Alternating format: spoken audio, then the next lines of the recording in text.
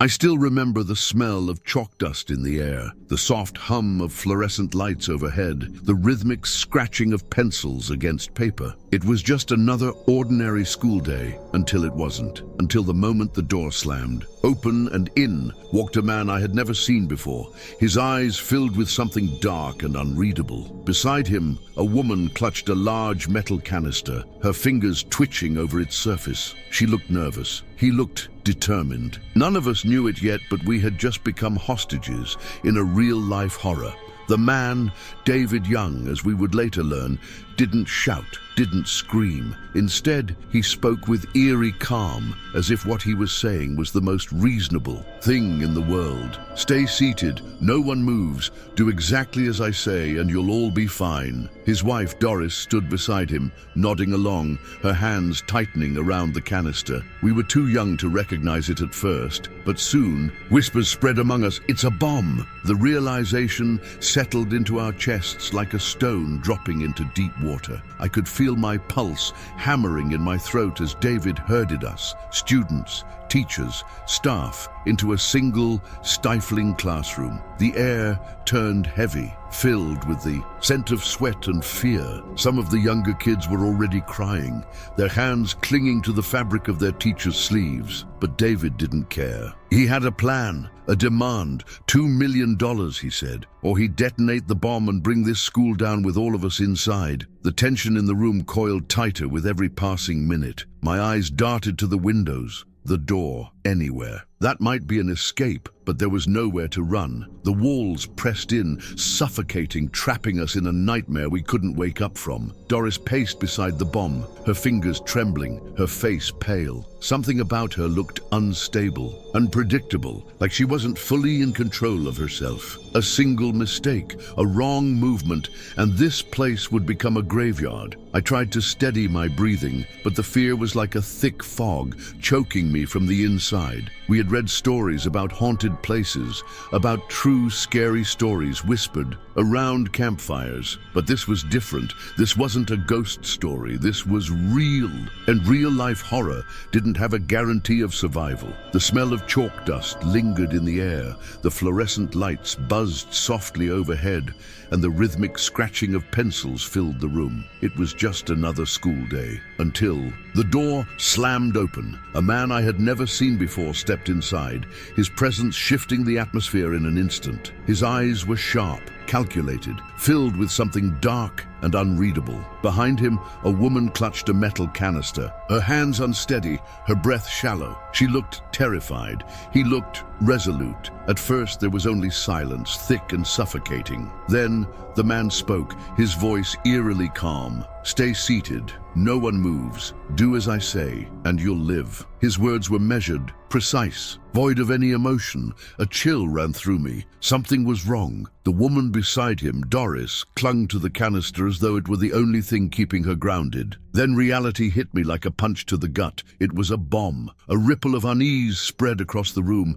the tension rising like static in the air. Our teachers exchanged wary glances, their faces pale, but no one dared to challenge him. David, young, as we would later learn, wasn't here for a lesson. He was here for revenge. $2 million, he demanded, or the bomb would turn this school into an unmarked grave. The classroom became a pressure cooker. He forced all of us, students, teachers, staff, into a single suffocating space. The walls seemed to close in, the air thick with the acrid scent of fear and sweat. Some of the younger kids whimpered, their fingers digging into the sleeves of their teachers. I swallowed hard, my throat dry as sandpaper. Every instinct screamed at me to run, but where? The windows? The door? There was no way out. Doris, her fingers twitching over the bomb's trigger, glanced at her husband. Something in her eyes flickered. Hesitation? Doubt? She shifted on her feet, her breath ragged. She wasn't as in control as she wanted to be. A single misstep,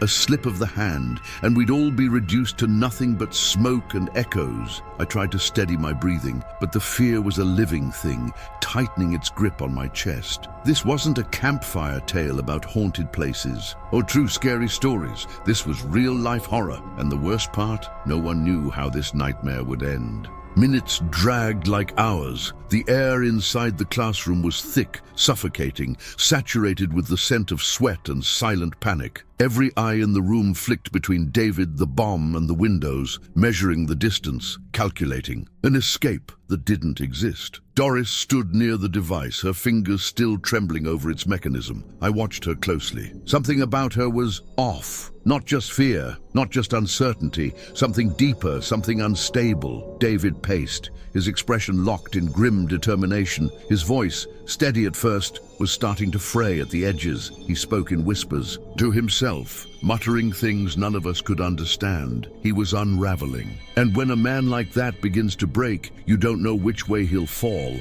A loud click. The sound sliced through the tension like a blade.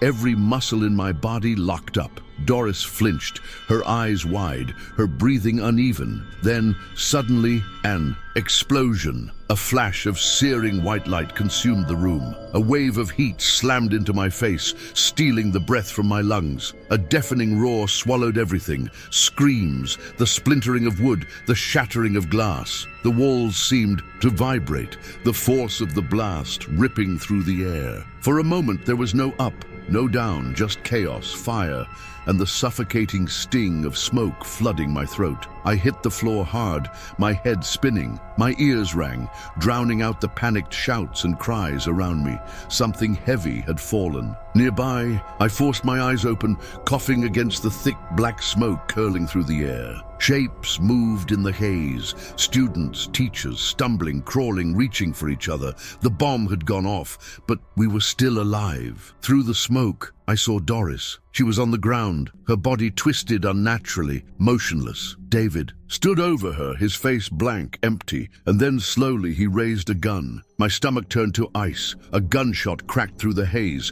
Doris's lifeless form jerked once, then lay still. David took a breath, then pressed the barrel beneath his own chin. Another shot. His body crumpled to the ground. Silence. My hands shook as I tried to push myself up. Around me, children sobbed, coughing, their faces streaked with soot and tears. Teachers called names, their voices desperate, frantic. The walls were scorched, but they were still standing. We were still standing. But how? Something wasn't right. A bomb of that size should have left nothing but wreckage. And yet, most of us were unharmed. I swallowed hard, the acrid taste of smoke thick on my tongue.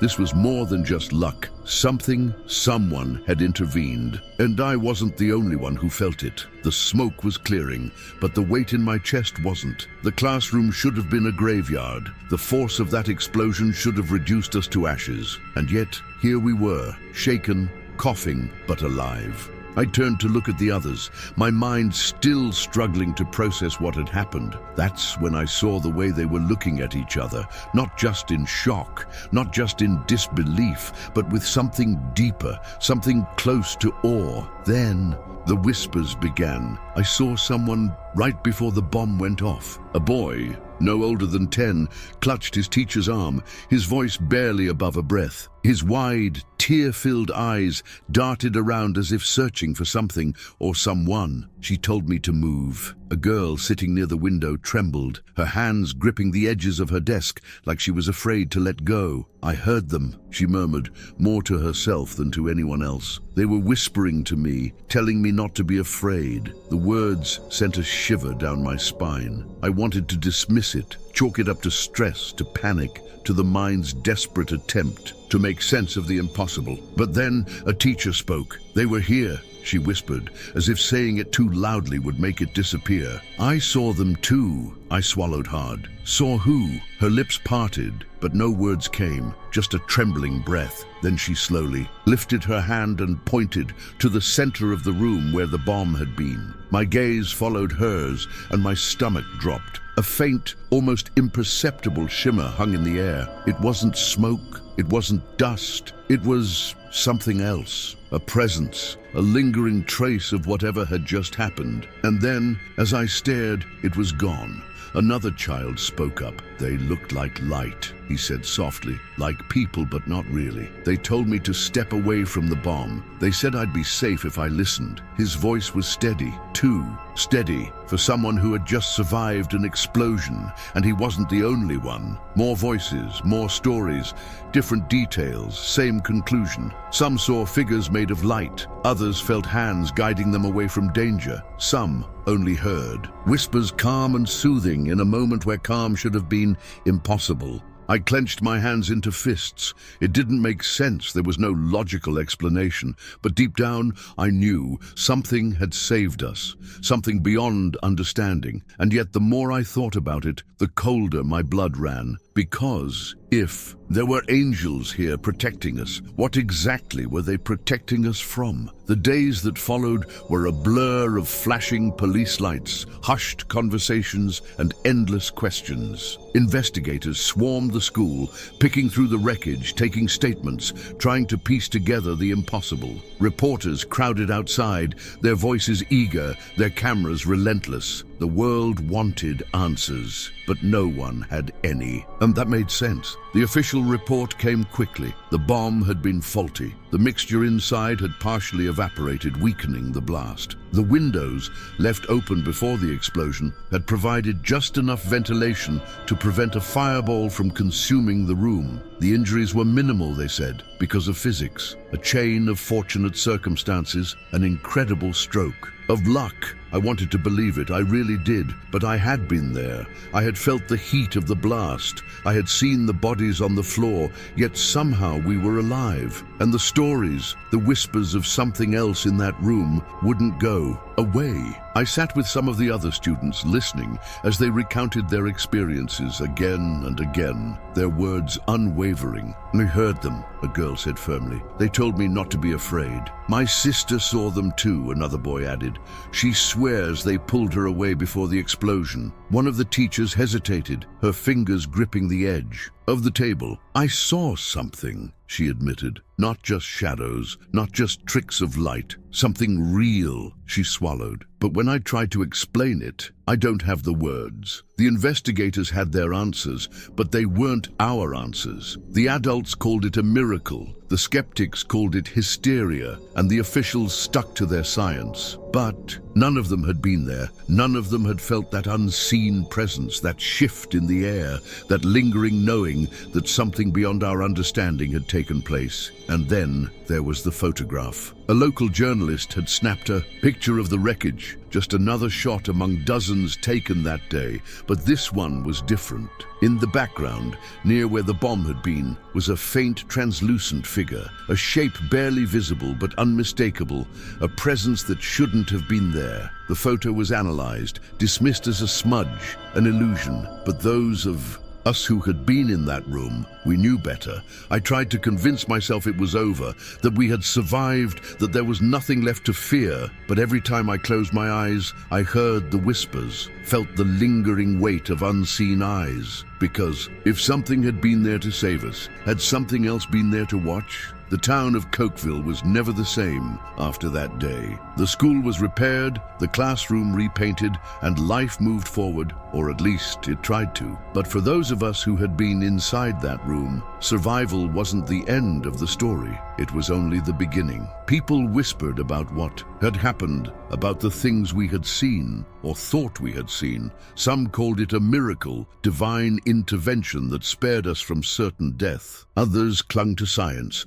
to the investigators' reports that tried to explain the impossible with logic and probability. But deep down, I knew the truth. Late at night, when the world was quiet, I would replay that moment over and over in my mind. The explosion, the blinding flash, the feeling of something unseen shifting through the smoke. I could still hear the voices, the calm, steady whispers that had told us where to go, how to move. They hadn't felt like hallucinations.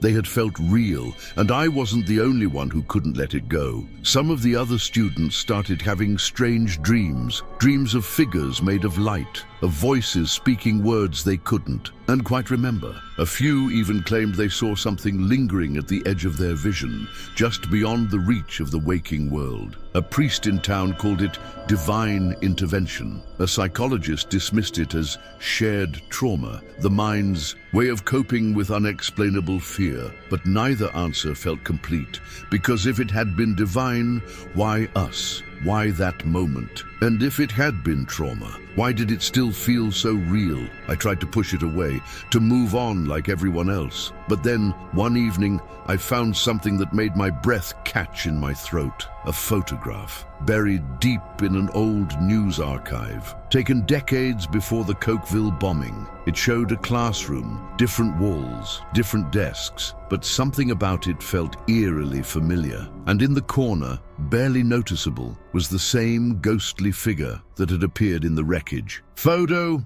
My blood ran cold. Had it always been there? Had it always been watching? I closed the article and shut my laptop, my hands shaking. I didn't need more answers. Not tonight. Not ever. Because deep down I knew some things aren't meant to be explained. Some things just are. And once you see them, you can never unsee them.